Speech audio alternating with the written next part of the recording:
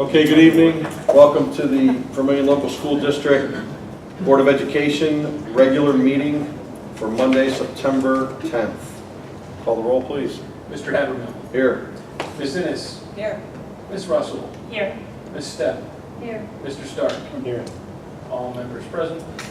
Everyone can please stand for the Pledge of Allegiance, followed by a moment of silence. I pledge allegiance to the flag of the United States of America and to the republic for which it stands, one nation, under God, indivisible, with liberty and justice for all.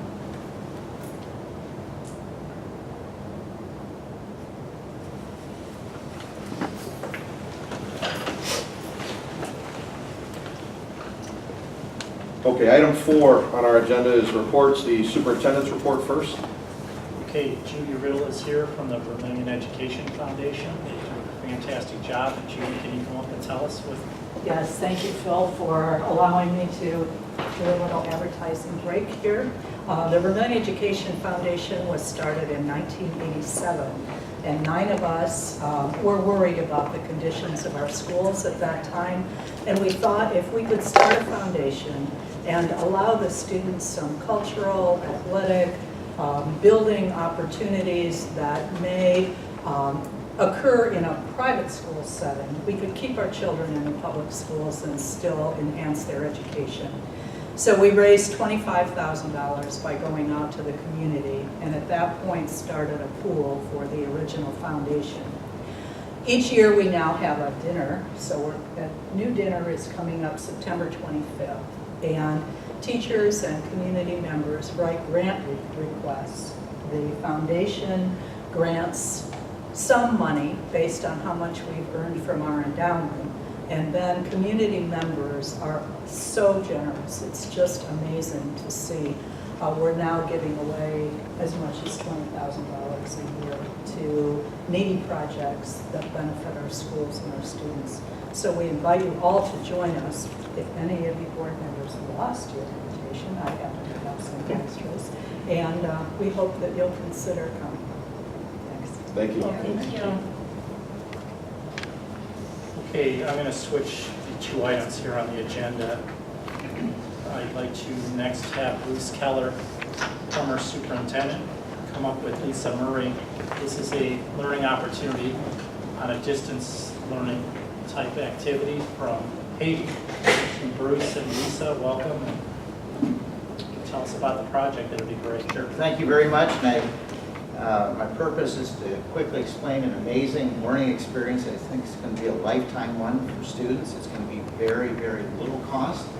I want to express my appreciation for your time here, and I promise not to abuse it too badly, so I will not be up here for a long time.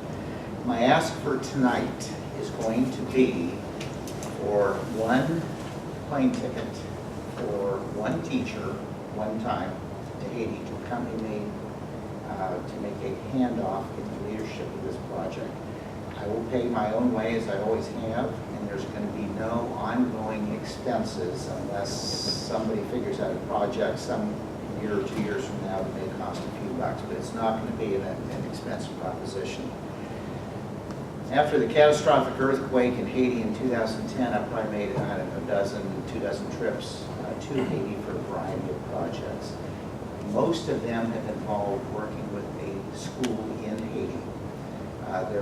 It's a very high achieving school. There's no compulsory education. This is a private school, as most of the good ones are in Haiti. There are 550 students in this particular school. As you know, Haiti is the poorest country in the Western Hemisphere. The school is pre-K to grade 13, with the poorest students in the Western Hemisphere. Students leave with their native language in Creole, but they also know French, they know Spanish, and they know English. All of them. Poorest kids, 4 languages, which is amazing. They needed a computer lab when I had been doing some other work to extend their education. We wound up raising $40,000, got a computer lab established. We went down and physically put it in with the equipment.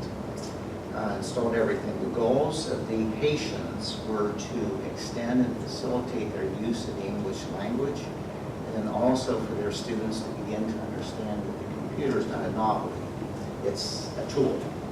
And they weren't at that point yet. 3 years ago, and then that led to an online connection here at Vermillion High School and a couple other schools that I'm working with. 3 years ago, I met with this Board of Education and talked about the project startup. There were a handful of teachers who were interested. Kelly Pancost's English class, connected via, we don't use Skype anymore, but it's a Skype-like platform. While I was in the class at Haiti and had prepped her class here, the classes were talking back and forth to each other. Kristen Schneid, their teacher, right around the corner. While I was in Haiti, she and her students it was starting out at one period, but it was so, the students on both sides embraced it so strongly, it actually morphed into 3 periods. That she and her students actually taught an art lesson real-time to students in Haiti. And there was a lot of, obviously, work back and forth. Now what we need is some more in-house leadership to extend this learning opportunity for students. For the Vermillion kids, I think it's about learning about and actually embracing in an intimate way the rest of the world and what it is that we can connect with. And it's not reading about it, it's not reading an article, it is actually doing it, living it. And it is such an empowering experience for them that they are simply overwhelmed and want more of it. Secondly, there are supply chains all across this planet.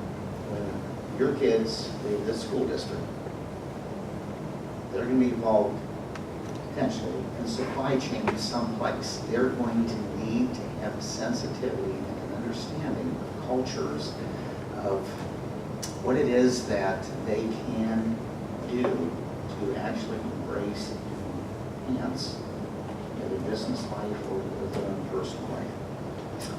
Vermillion's blessed with a lot of excellent teachers, and I've been very, very fortunate to know many of them. 3 teachers are extraordinarily interested. One of them you'll be hearing from tonight here in just a minute, Lisa Murray. We have Marlena Jacinto at the high school and Sheila Green also. All 3 are very, very willing, excited, enthralled with the opportunity of taking over leadership of this project so it can become embedded in what they're already doing and enrich their students' lives. My role here tonight was just to give you, and I could go on for hours, was to take about 2 minutes and explain the background. I want to show you just a couple pictures so you get some sense of what the Haiti situation in the school looks like.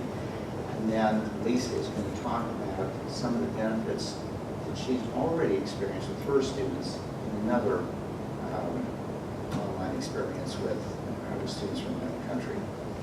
Sean? Phil, can I scoot up behind you? Because I don't have a laser pointer. I'm sorry. I'm old-fashioned. I'm a good old-fashioned way. Just want to give you an idea of where Haiti is. For those who don't know, this is Florida, Cuba, Haiti, Dominican Republic. Next one. This is Haiti. This was actually a map of where the earthquake occurred, which is right here. Where we will be going is right in this area here. From Google Maps, we have a 200-acre campus. The people who have sponsored this setting are actually the same folks who own Green Circle Growers in Oakland. They have 5 or 6 campuses in the world, in the very poorest countries of the world, in order to teach people how to care for themselves as opposed to being given things. This is the campus where we will be. This is where we'll stay. There's a clinic. It's actually some of the concrete work, which I started out doing and gave up very quickly. That's why I wanted to do the educational side. A lot of the agricultural buildings. This is the school piece down here, and the computer lab is located right there. There's a village just on the other side of the wall, Coupon. You will see a picture of that here in just a second. This is what we saw when we first got there after the earthquake. There's a young child looking in, and it's kind of a metaphor with education in Haiti that not everybody gets to go to school. This particular school is done on scholarships. They have to interview, and there needs to be a buy-in with what's being done. Another young lady that I had the pleasure of meeting. This is the gate. The clinic and where we would stay is immediately behind me. This is where all the students enter. This is where all the people enter into the campus itself. Young girl, there is no public transportation. Most students walk an hour one way to school. Talked with the mother. She walks with her 7-year-old daughter 1 hour to school. She walks back to her village after she drops her daughter off at the end of the school day. She walks back in another hour. She walks back home an hour with her daughter. 4 hours of walking a day, and a smile every freaking step of the way. I've been to a lot of school openings, and a lot of pledges, had a lot of singing. I haven't seen this. This is not something that I see in Vermillion very often. That every morning all of the students join in the singing national anthem, their pledge of allegiance, etc. But we generally here in Vermillion don't have livestock running across the campus. Their high school, one of their high school classes, they're taking national exams, very similar to our state testing, but that's what they were doing. The single water fountain for their elementary students, which you can see everybody's in they get one uniform. They don't look like this. I don't know how many, until I've been there a bunch of, I don't know how they keep their clothing looking that nice in those kind of conditions, because they don't have washing machines like we do. I've got a million pictures, just one here that you bring a soccer ball down and everybody wants to play. Teacher, students, they will kind of drop what they're doing to play. If you notice, he's running on blacktop and stones and cement in bare feet. They're perfectly fine. This is the building where the computer lab is. This is the entrance to the lab. This is the lab. We've added some equipment in the front since that picture was taken. There are 30 stations where students will interact. And it's almost like a sacred room. I mean, nobody messes with this equipment. I mean, they are unbelievably protective of that. Technology teacher, students working at one of the desks. And that's the last picture. They are fully engaged, want this kind of experience, and just feel so enormously blessed to have an opportunity and to be able to connect with somebody who wants not only the best for their children, but the best for their children as well. Lisa has already done some work, not necessarily with Haiti, but with some others, and then she's going to talk briefly about the benefit that she's seen for her own students. We've had a global classroom now for almost 5 years. We started with Mystery Number, Mystery Skype. We've moved to Math Buddies, Reading Buddies, Global Read Aloud, Pen Pal Schools, and Traveling Tales. So we've done the gamut, but we've learned so many different things. So each year when I contact the same schools over and over again, it's always a new learning experience because there's something always happening in the events. We compare communities to see how we're alike, how we're different. We look at different classrooms and see how they're alike. It's amazing. Schools all over the world are alike, but we look for the cultural aspects too. We've seen schools where only well-off students or children can go to school. We've seen schools where only boys are allowed to go to school. We've interacted with them, and those are questions that come up. And our students are learning that not everybody has the same opportunities they do.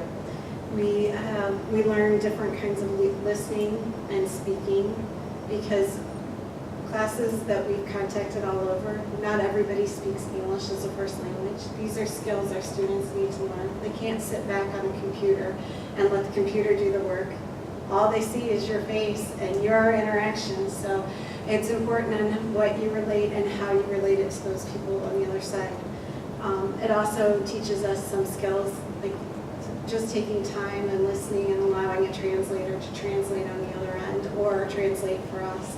They also can hear different accents that come over the speakers, which can be very distorted. So these are all skills that are practiced and how they're presenting themselves to the other people on the other side are things that we need to work on in the foundation to build from. They also work on vocabulary, and this could be with math. We've connected to play something like mystery number, where we're asking 20 questions, yes or no. Students have to use the vocabulary. They have to apply it, so it becomes something that's everyday to them. One of the 4th grade teachers stopped me in the hall and she said, I thought I was going to get the kids today. I said something about it being a number and they're like, oh no, that's not a number, that's a digit. And that digit is, and they could tell her what place value. They could tell her if it was greater or lesser than a number. And I said, oh, I'm not surprised because we've played this and they've had meaning behind it and connected with other classes to do it. We learned about other cultures. One of my favorite stories is when we did a traveling tale. Traveling tales are stories that we illustrate, and each class in 5 different parts of the world is assigned something different. You can have a character, you can tell the story, you can do the problem or the resolution.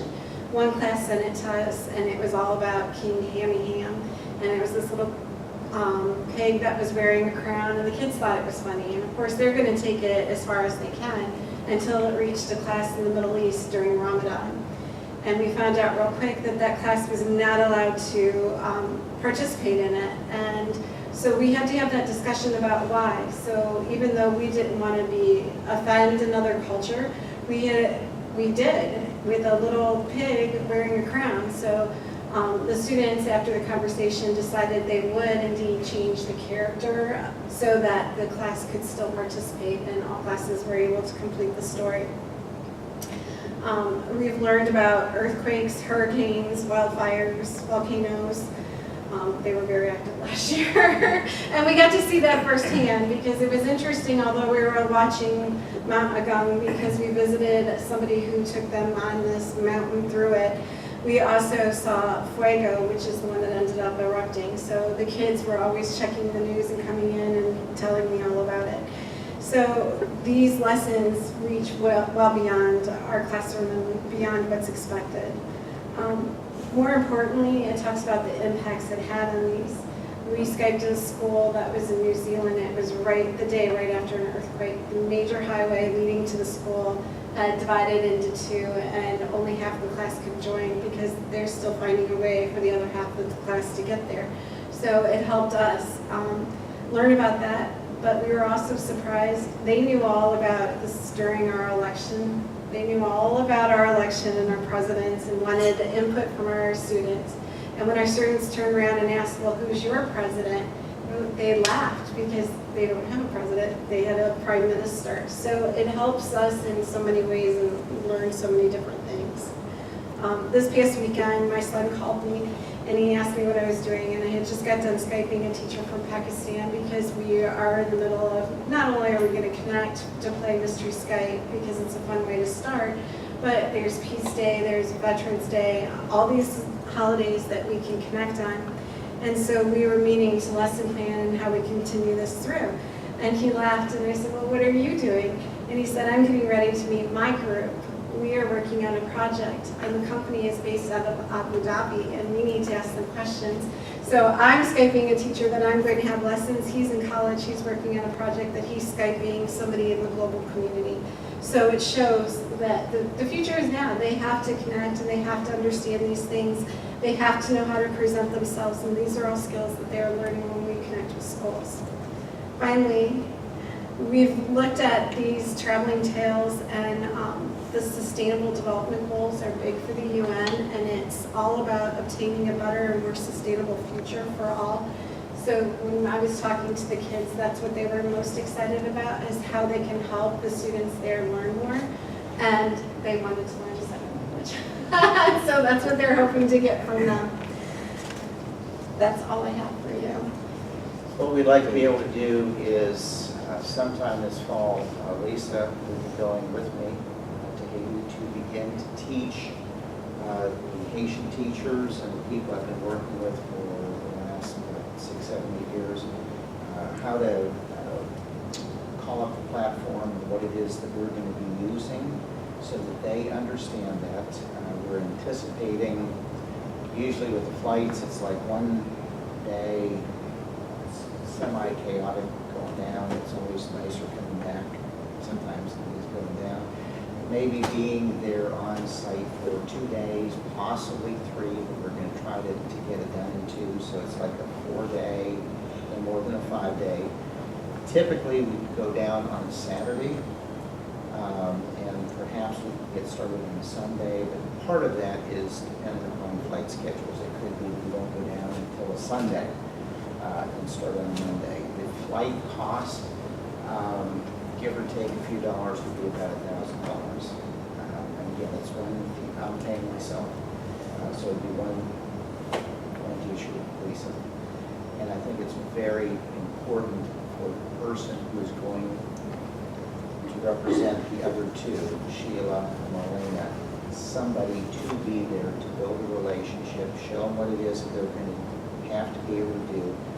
She and I will go into the classrooms and work with their students with an interpreter to get them set up for the pathways and how they can enter into initially an email relationship. And then every 2 months, 1 month, 3 months, some schedule where there's a Skype-like summary of everything getting put together.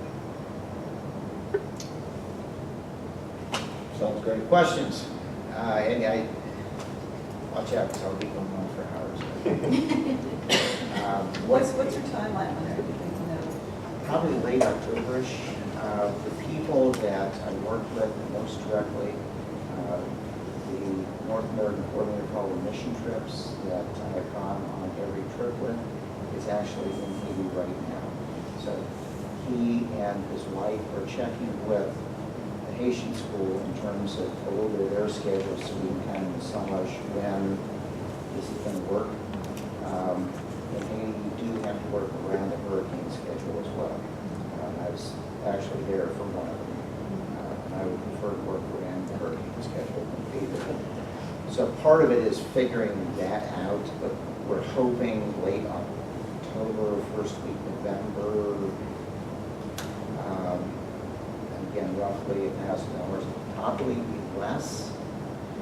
We typically, one of the trips every year I make is around spring break, and that's a pricey one, because you just get jammed up and hey, look, got a bag. But hopefully this time of year it'll be much better.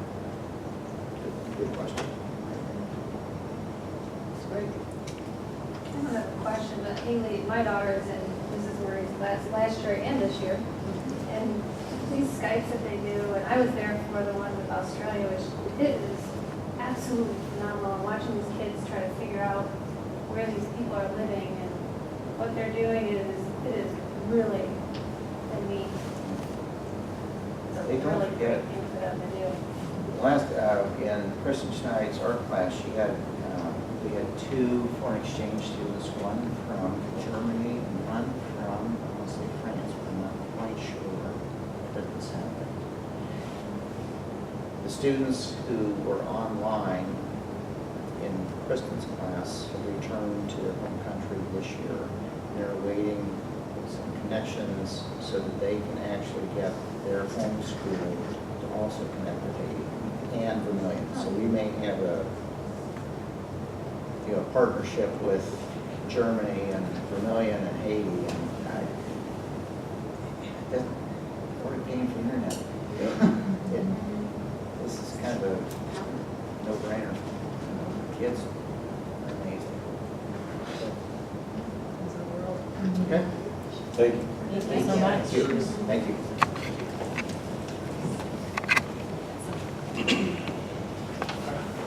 I know. Okay. Right. Yeah. All right, so we're gonna, it's not in our agenda, but we're gonna, Chris Crystal, go ahead with the student liaison. Yeah, so I have a couple students here tonight with the Link crew from the high school. So these are some upperclassmen, I believe a junior and a senior, correct? Who are part of the Link crew, which actually helps with the transition of the 8th graders coming into the high school. So Sterling Benke and Reagan Mackey, did I get those right? Benko. Benko, I can't even read my own writing. But they're going to talk to us a few minutes just about what it is they do, and you can tell us a little bit about the group that they're in. Please come right up there.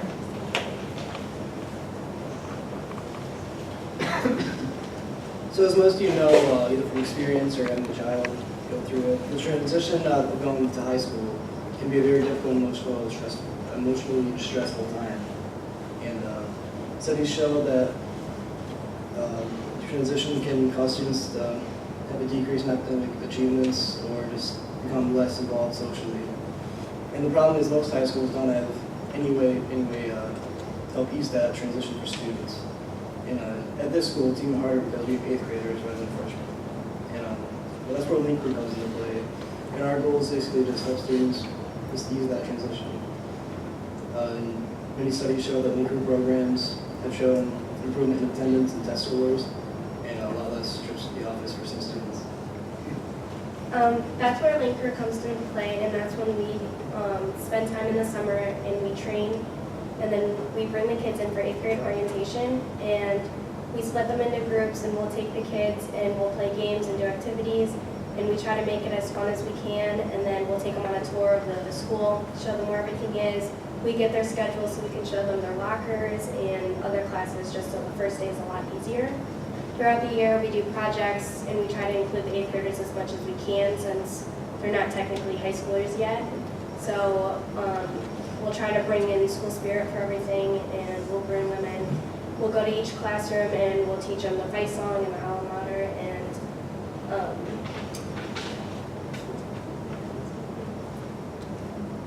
yeah, that's what Linker is basically based off of. Great. You guys will go through the school year then too, check in Yeah. with them. Yeah. Yeah, and we have peer leadership as a class, and that's just for juniors and seniors, and we come up with ideas and different projects that we can do for the 8th graders and for community reasons. Great, thank you. Thank you guys for coming. Yeah. Thank you. Okay, next item on my superintendent's report is a goal review, and I put the hard copies at your desk tonight. So, before we do that, though, I'm going to back up for just 1 second, because I want to be sure that if we're going back to Bruce's presentation. Bruce, when we have an October 8th is our next board meeting, would that be okay as far as a date Sure. to? Sure. Assume you have to make a plane reservation. We can go ahead and, when they get back, we will figure out, we'll have information at that point as to when the schedule there works and potentially where it is here. I will talk with you. If at that point we're good, we can go ahead and, from our end, make the flight arrangements, and then just be in contact with you. We could do it that way. The other way would be to suggest that in advance of that sometime, if you don't want to do it tonight, at your next board meeting, authorize up to $1,100 for Lisa Murray to make the trip to Haiti this fall. So, If it is in excess of that, then we would need to return to you. If it doesn't work by the schedule, we would need to return to you, but that would authorize or we could return in October. how about we do something right now? And just, Where's it come from? General fund. yeah. So let's recommend a resolution to, get this. Recommend a resolution to approve cost of airfare for Lisa Murray to travel to Haiti.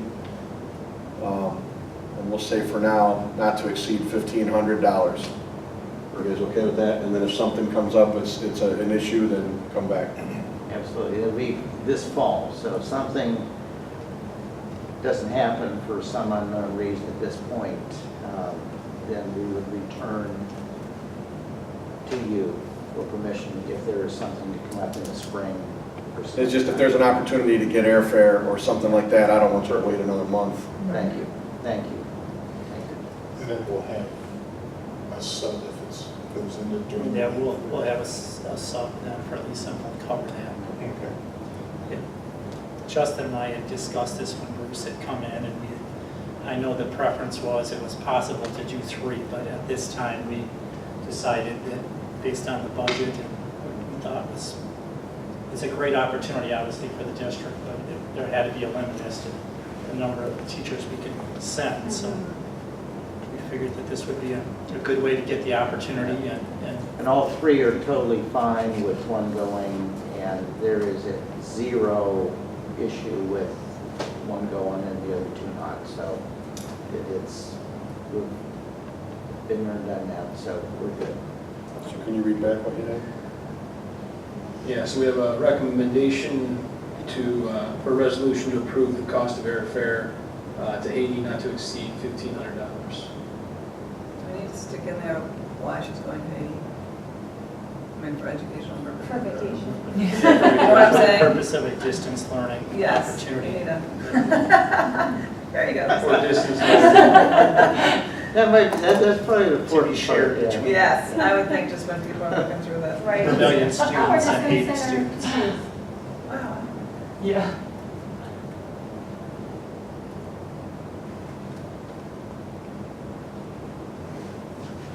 Any other questions or comments?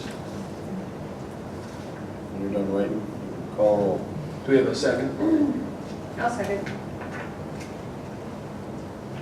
All right. So it reads recommendation for a resolution to approve the cost of airfare to Haiti not to exceed the cost of $1,500 for distance learning for Vermillion students and Haiti students. All right. Ms. Ennis, Yes. Ms. Russell, Yes. Ms. Stepp, Yes. Mr. Stark, Yes. Mr. Hager. Yes. Motion approved 5-0. Thank you very, very much. We will return after the visit. Oh, good. Sounds Great. good. That'd Like be to great. hear it. Thanks, Bruce. Thank you very much. That's awesome. Okay, so moving on to what was the first item, Michael, review. Put the hard copy in front of you, and I did send this out to your email, so I'm not going to go through this word by word tonight. I know you probably had a chance to read it over, and if there's anything that we think that we want to change, as last year as well, I did make some adjustments last year to the goals at the beginning, middle, and end of the year, actually. So if we think that we need to make any changes here, please just either email, call me, and then I'll let everyone know that we're making some changes or some adjustments. But as you see, it's broken down into 4 categories: academics, performance objective, a staff development, staff relationship objective, a board and communication objective, and finally then the campus safety and security objective. So there's 4 or 5 items under each goal there, and I'm not going to read through these because, as I said, you've already had a chance to take a look at them. Were there any questions on any of the goals, or do you have any? Just on these videos, are you doing that or now that we have Jason, is he going to take that? We're doing them together because Okay. it's a joint thing that I'd like to get involved with because of the content and some of the, I just would like to be involved with it. So yeah, I did have that as a goal last year, and that's one of them that I did not really, I wasn't able to complete because we just didn't have the time. Under the campus safety and security, as you know, we're putting on the safety levy, and we did put that down here as successfully passing that levy. And we're continually working in that group. Just today, we spent another hour and 45 minutes with the group talking about brought the principals in and talking about what we need to do for the evacuation drills, and we're always making changes within that group. And I think that that's probably the goal of all of them. That's first and foremost on everyone's mind is what's being done with that portion of my goal setting. So we'll keep working hard at all of these, and I did include down at the bottom these innovative growth objective goals that really are not part of the measurable part of it, but I do want to get those things done by continuing the partnership with Mercy Health and the YMCA. So.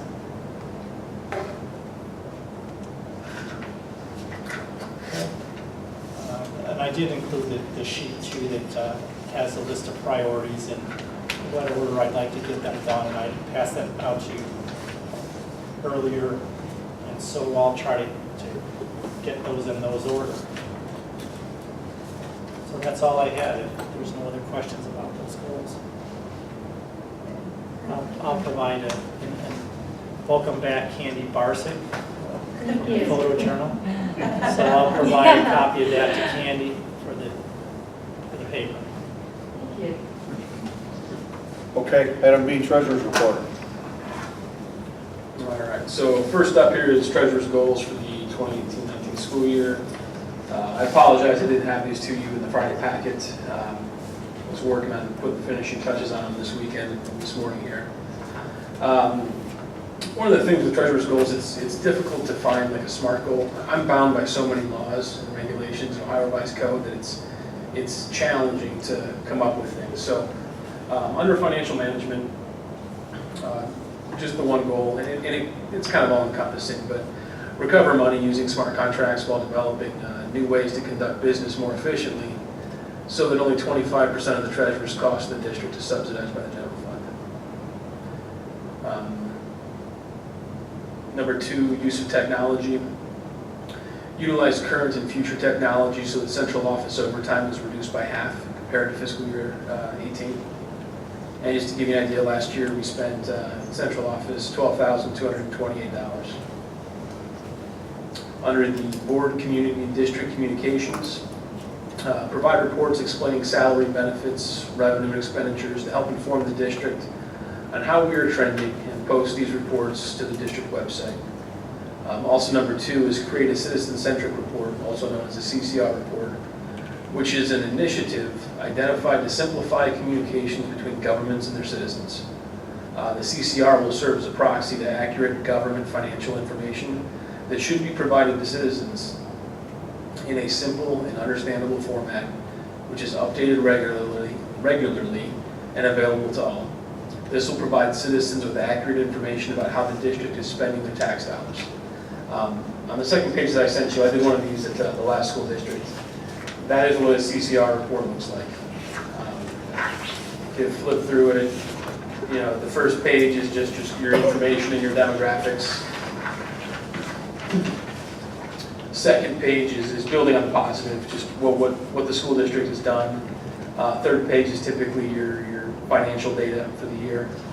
And then your last page is just your challenges and economic outlook.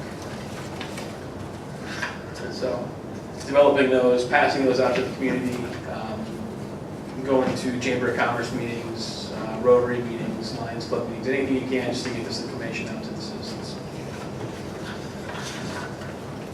And then lastly, professional development.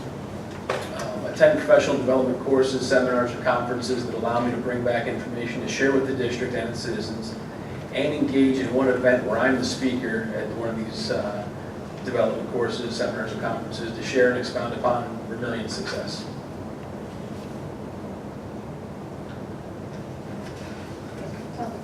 Yeah, so now you had your first read there, but those are my goals. Obviously, we can change these things or update these things or adjust them as we go forward here. Thank you. Number 2, recommend a resolution to approve the financial records for month ending August 31st, 2018. I'll move. I'll second.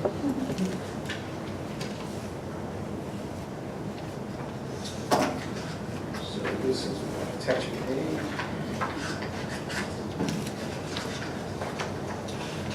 So couple trends here that we're going to notice. Through the month of August, the district has received $7.5 million in general fund revenue compared to $8.3 million in fiscal year 18 and $8.3 million in fiscal year 17. We have received less revenue this year compared to years prior due to a slightly lower state funding from reduced resident enrollment and individuals paying annual property taxes in January of 2018, which was last fiscal year. So again, we spoke about this before in previous board meetings, but ultimately, bulk of our taxes, instead of being a 50-50 split, let's call it a 60-40 split.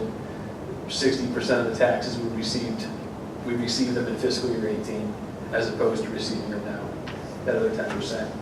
And that's reflected in this chart here. We knew this was coming. Table 8.2 is food service revenue. Through the month of August, the district has received $60,694 in food service revenue compared to $72,500 in fiscal year 18 and $62,500 in fiscal year 17. So again, those are all pretty flat numbers for the most part. And then when we look at all of our funds by revenue, through the month of August, the district received $9.4 million in all funds, compared to $8.9 million in fiscal year 18 and $8.7 in fiscal year 17. It's a little misleading, but this increase is due to receiving the homestead rollback from the state in August. Compared to prior years, we typically see this in September, October, and November. I think we received right around $752,000 this year, and it all hit in August, rather than a quarter of it, 3/4 of it, the difference remaining in September, October, and November. So even though we collected less property tax revenue, we collected pretty much the same homestead rollback. We just collected it a couple months earlier. So it's throwing off the numbers of what I'm saying and what we're actually seeing right now. It really catch itself up. Looking at the expenditures, through August, the district has expended $4 million in general fund, compared to $3.7 million in fiscal year 18 and $3.8 million in fiscal year 17. This increase is because August was a 3-pay month for us. Compared to the past years, the 3-pay month was actually in September. So we're projecting to spend less in the first 3 months of the school year compared to the last 2 years. Looking at food service, again, this is pretty flat. The district has spent through August $58,700 compared to $45,000 in fiscal year 18 and $70,700 in fiscal year 17. And then when we look at all funds by expenditures, through August, the district has expended $4.4 million in all of its funds, compared to $4.1 million in fiscal year 18 and $4.25 million in fiscal year 17. And again, that's simply just because we had a 3-pay month in August. And then looking at our cash, through August, the district has a total of $19.6 million in cash from the general fund, compared to $18.6 in fiscal year 18 and $18.5 in fiscal year 17. And again, this goes back to that $752,000 we received extra in the homestead and rollback payments. Food service, through the month of August, district has a total of $301,000 in cash from food service, compared to $296,000 in fiscal year 18 and $210,000 in fiscal year 17. So again, the trend is good in food service. We're continuing to build our cash, which is a good thing. And then all of our cash. Through August, the district has a total of $23 million in cash in all funds, compared to $22.3 in 18 and $22 million in 17. So all in all, we're pretty much on pace to where we expected we would be. It's going to take a couple months for these numbers to catch themselves back up to get a true picture of where we are. Mostly around January, December time, we'll be able to have a good idea of where we are halfway through the year compared to where we were the previous 2 years halfway through. As the data is showing right now, it appears that we'll be a little bit lower on our revenue side, and we're doing everything that we can to make sure our expenditures are also lower in those last 6 months, or the first 6 months, I should say. Lastly is our investments. Again, we made a large change. We switched around the way our Huntington account accrued interest. It's a little bit different now than it was in the past. It's a hybrid system, is what they call it, but basically, we're not paying for any fees as long as our bank account balance stays above a certain threshold. And we're making sure that our balance is staying above that threshold, so we're collecting more interest than we normally would. And I kept June in here as an example. For the Huntington account, in June, our interest was $684. Once we made that switch at the beginning of the year, it's now $2,388 a month, and then in August, it's $2,000 a month. So all in all, again, I left this on here. This includes, again, our Huntington account, our Star Ohio account, Star Scholarship accounts, U.S. Bank accounts, and U.S. Scholarship accounts. In total, we collected $602 in June in interest alone, and then July and August, we collected $25,673 and $20,087 in August. So we've had a good couple months here with interest earnings. What was the U.S. Bank General in June? Remind me. They sold off stuff. With me, the way our accounts work, they'll sell some stuff sometimes. And when they sell that stuff, it counts against our interest.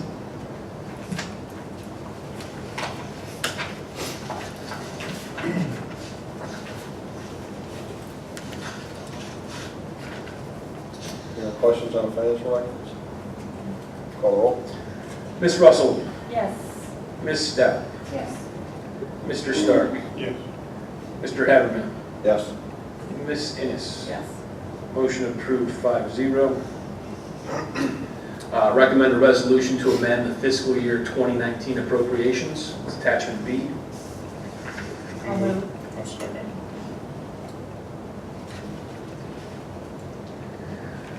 Okay.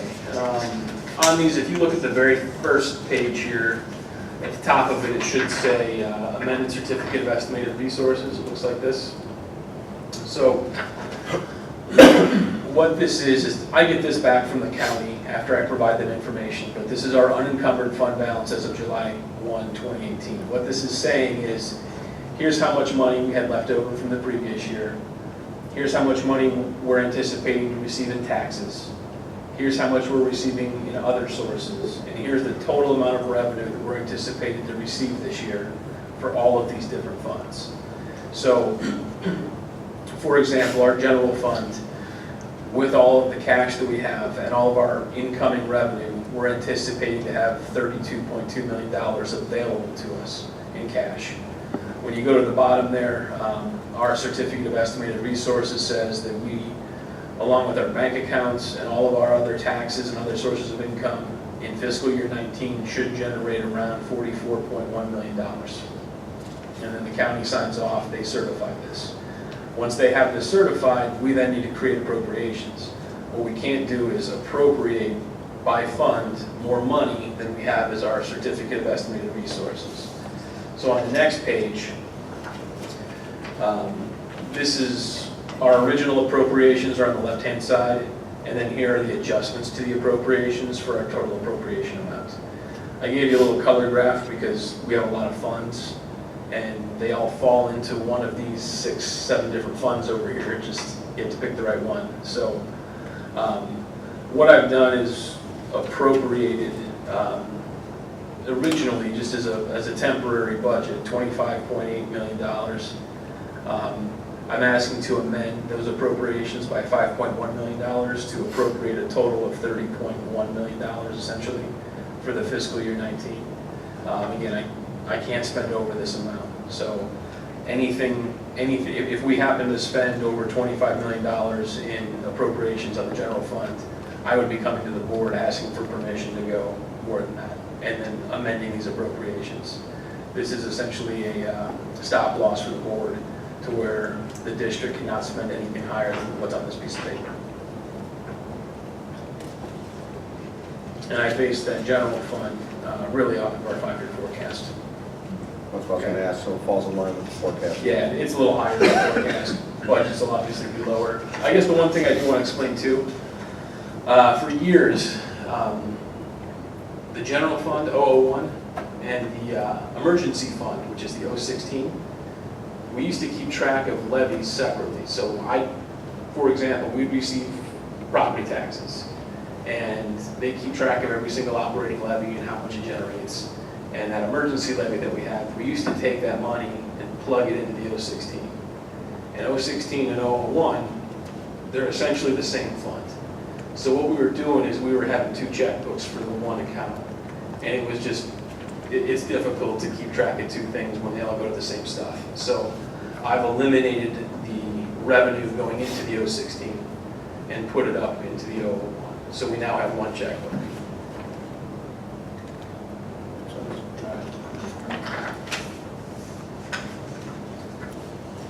Any questions? Call the roll. Ms. Stepp, Yes. Mr. Stark, Yes. Mr. Habermill, Yes. Ms. Innes, Yes. Ms. Russell. Yes. Motion approved 5-0. Item C, any other items for discussion? Just that the Safety and Security Levy Committee has had their first meeting last week. We're meeting again at the high school here on Wednesday, 7th. Get some signs together and board out. Signs. The weather got the best of all the banners out on the fence. Yeah, Yeah. those banners are really good. It was awesome. Yeah, that was Dave Yeah, Rice did Dave all Rice. of that for gratis, yeah. Yep.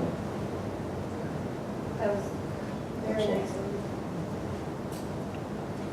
Okay, item D, the consent agenda. The superintendent and the treasurer recommend that the Board of Education approve the consent agenda items.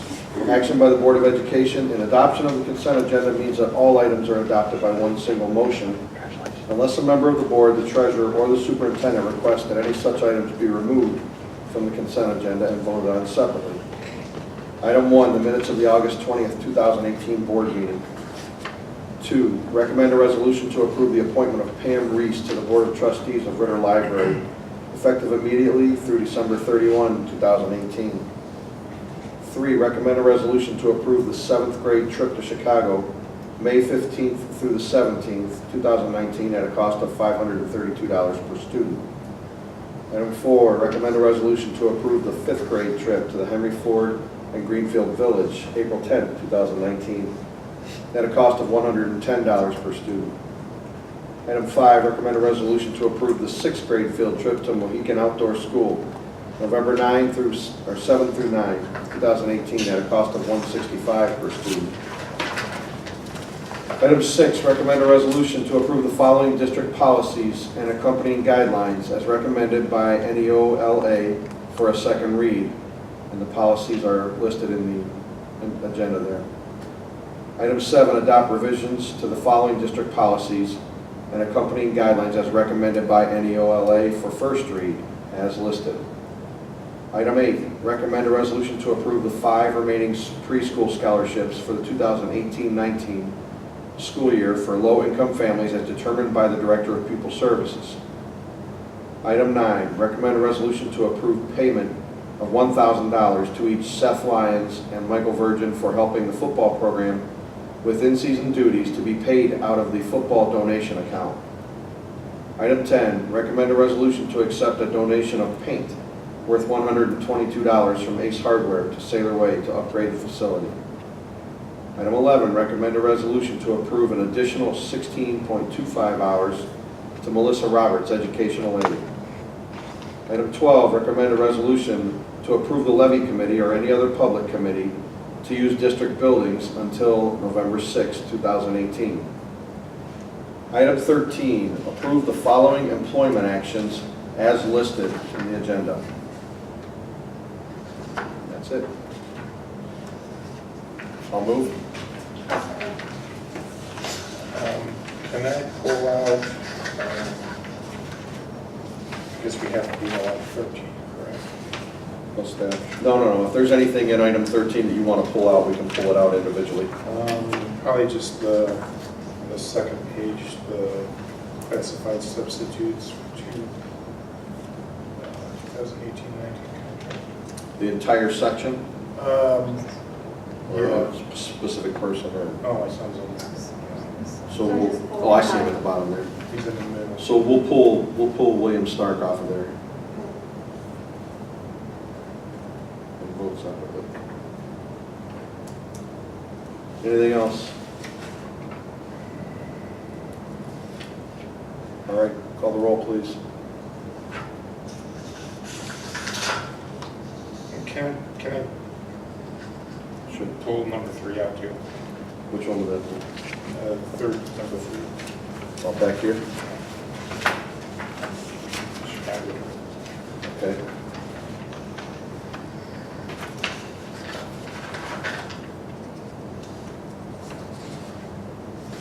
Anything else?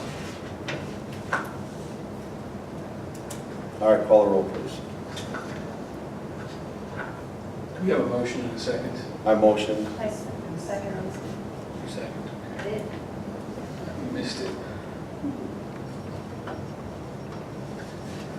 All right. Ms. Ennis, Yes.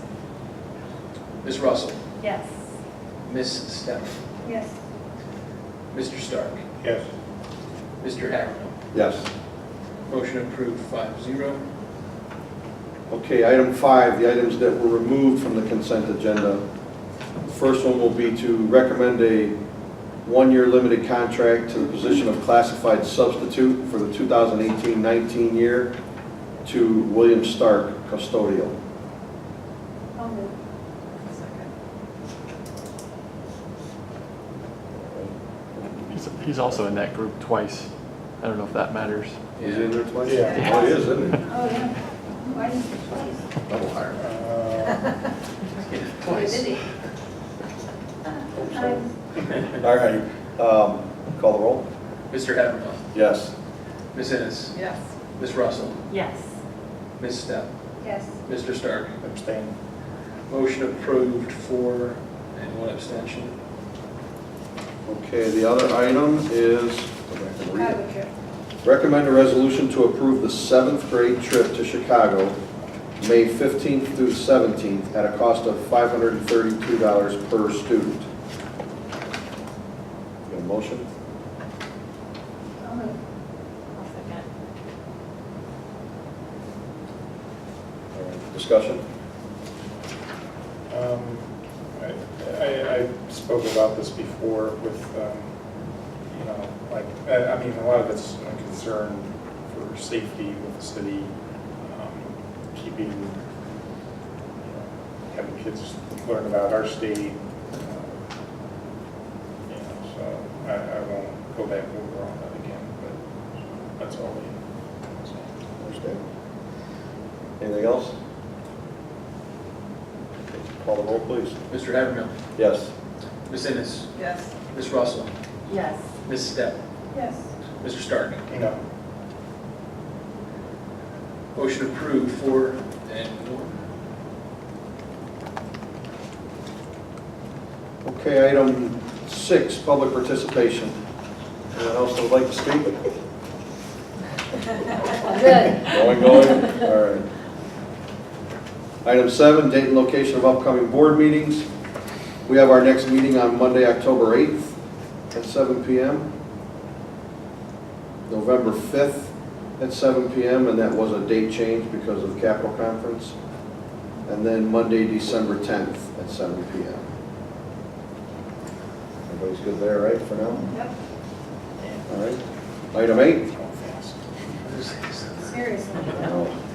Pursuant to the revised code, section 121.22, it is hereby moved that the board adjourn to executive session.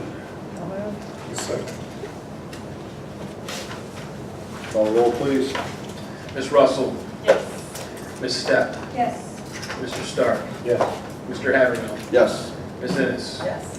Motion approved 5-0.